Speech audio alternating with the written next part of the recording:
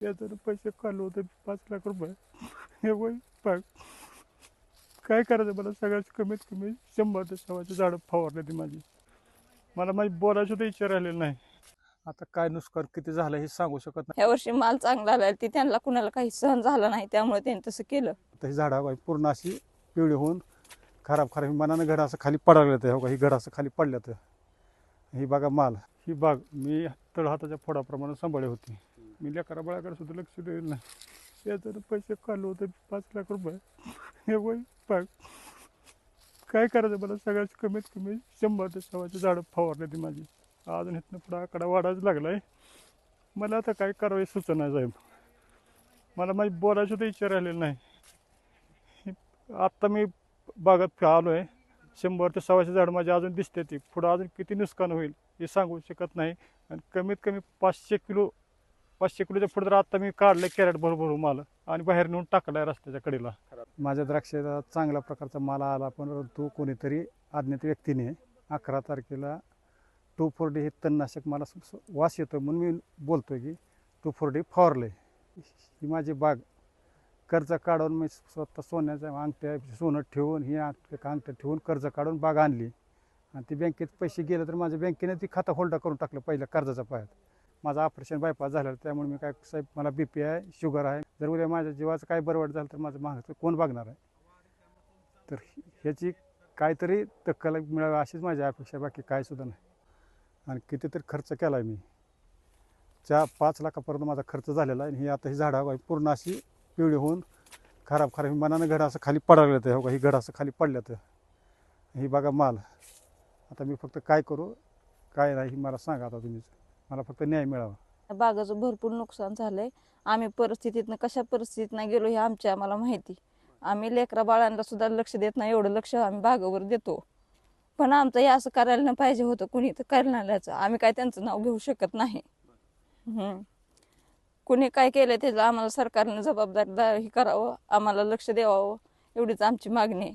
एवढं वर्ष मी आमचं तसंच जाते आणि हे झाडं जातात का राहतात काही सांगतो शकत नाही. हवामान खराब असल्यामुळे अनेकांच्या बागा आमच्या वैयक्तिक गावात बऱ्याच बागा फेल गेल्यात.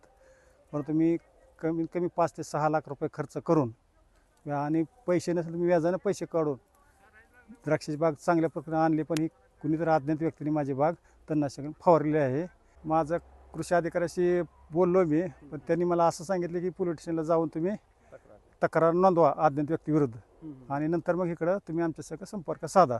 काय मी नाव जर कोणाचं घ्यावं तर अजून ती दुश्मनी माझ्या संग वाढू शकते साहेब. पुन्हा अजून जर कोणी काय केलं तर मी काय करणार आहे. असताना मी एकल पायाचा माणूस एकटाच आहे. माझ्या मागं पुढं बघणार मला काय कोण नाही. हे माझा अंदाजे कमीत कमी आजच्या रेटमध्ये जर काढलं तर 24 लाखाचं माझं उत्पन्न निघणार होतं, ही अपेक्षा होती माझी. ती 100% मानवनिर्मित घटना आहे. आम्ही प्रशासनाला विनंती करतोय, हा शेतकरी या विरोधात गुन्हा नोंद करेल आणि त्याच्यावर प्रशासनाने योग्य ती कारवाई करावी. पाठीमागच्या महिन्यामध्ये कोरपूर परिसरात पण एका बागावरती तणनाशक फवारून तिथली बाग जाळण्याचा प्रयत्न केला आणि तोच प्रयत्न केवळमधल्या आमच्या अशोक लटके यांच्या बागेमध्ये दिसतोय. हे मानवनिर्मित जे कृत्य केलंय ते अतिशय चुकीचं आहे.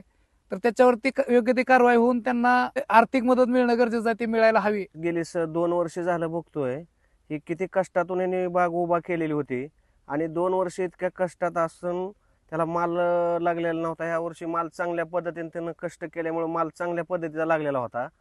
हे त्याची ट्रॅक्टर घेऊन परिस्थिती नव्हती फवाराय. त्यांनी पाठीच्या पंपावरनं बाग 2 वर्ष सलग फवारत होता. ह्या वर्षी माल चांगला आहे तर कमीत कमी 80-90 झाडावर अज्ञात व्यक्तीनं कुठलं तर तणनाशक फवारून त्या बागेचं भरपूर मोठ्या प्रमाणात नुकसान केलेलं आहे. तर माझी कळकळीची विनंती आहे शासनाला पण जे कोणी केलेलं असेल त्याला योग्य कारवाई करावी आणि ह्या झालेल्या बागेचं नुकसान भरपाई शासनानं त्वरित मदत द्यावी असं मी अपेक्षा करतो. आता काय नुकसान किती झालं हे सांगू शकत नाही, कारण माझ्या वरचीवर झाडं अजून चालली तीच.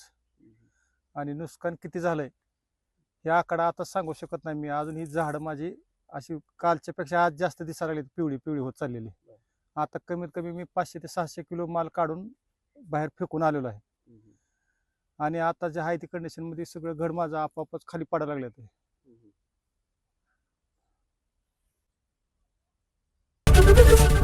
एबीपी माझा, उघडा डोळे बघा नीट.